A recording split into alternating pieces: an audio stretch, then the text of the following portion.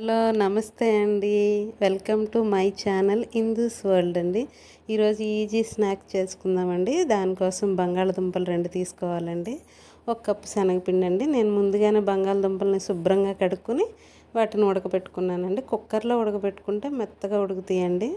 బాగా ఒక 2-3 విజిల్స్ వచ్చేలాగా ఉడకబెట్టుకొని తొక్క తీసేసి ఇలా గరిటెతో చిన్నగా మెత్తగా స్మాష్ చేసుకోవడమేనండి. ఎక్కడ ముక్కలు లేకుండా చక్కగా కలిపేసుకోవాలండి.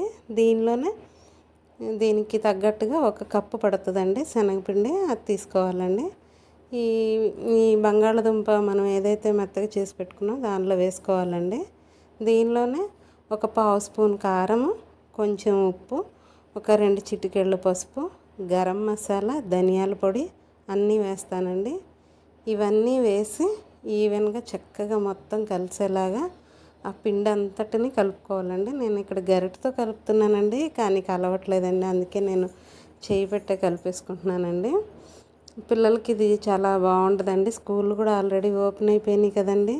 సింపుల్గా చేసుకోవచ్చండి. వాళ్ళు వచ్చేసరికి క్లిప్పింగ్లో చూపిస్తున్నట్టు ఇవన్నీ వేసుకోవడమేనండి. వేసుకొని చక్కగా కలుపుకోవడమేనండి. ఈ బ్యాటర్ కలుపుకోవడానికి అసలు నీళ్ళే అవసరం అవ్వండి. ఆ బంగాళదుంప మిశ్రమంతోనే పిండి అంతటి కలిసిపోతుందండి. అయితే నాకు 2 బంగాళదుంపలు సరిపోలేదండి. నేను ఇంకొకటి కూడా మళ్ళీ బాయిల్ చేసి వేసుకున్నానండి. అది కూడా క్లిప్పింగ్లో పెట్టాను, గమనించండి. మీరు కూడా పిండిని కలుపుకునేటప్పుడు మీకు వీలుని బట్టి 2-3 పెట్టేదాన్ని బట్టి మనం తీసుకునే బంగాళదుంప సైజులను బట్టి మీరు అటు ఇటుగా అడ్జస్ట్ చేసుకోండి. ఇలా కలుపుకోవాలండి. కలుపుకున్న పిండిని మనం చక్రాలు వేసుకునే గిద్దలు అంటారు కదండి, అదే చక్కెర మురుకులు గిద్దలు అంటారు కదండి, దానిలో వేసుకుని ఒత్తుకోవాలండి. ఇదిగోండి నేను చూపిస్తున్నాను కదా, నాకు కొంచెం గట్టిగా అయిందండి పిండి.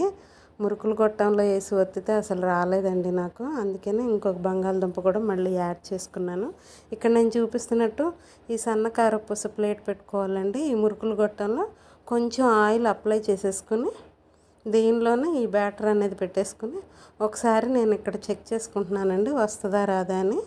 చక్కగా వచ్చిందండి. ఇంకా నేను ఇప్పుడు స్టవ్ ఆన్ చేసేసుకుని ఒక కడాయి పెట్టుకుని ఆయిల్ వేడి చేసుకుంటానండి. దానిలోనే ఇప్పుడు ముందుగా నేను చూపించిన విధంగా ఒత్తుకోవడమేనండి. పిండిని చక్కగా కాల్చుకోవడమేనండి. ముందు కొంచెం హైలోనే పెట్టండి, కానీ ఊరికే కాలిపోయి మాడినట్టుగా కూడా కలర్ తిరిగిపోతుందండి. అందుకని ఫ్లేమ్ ఎప్పుడు మీరు కొంచెం ఈవెన్గా చూసుకోండి. హైలో మీడియంలోకి అడ్జస్ట్ చేసుకుంటూ దాన్ని బట్టి కొంచెం జాగ్రత్తగా కాల్చుకోండి. చాలా తేలిగ్గా అయిపోద్దండి ఈ స్నాక్. పిల్లలు చాలా ఇష్టంగా తింటారండి. సాయంత్రం వాళ్ళు రాగానే చేసి పెడితే చాలా ఇష్టంగా తింటారు పిల్లలు.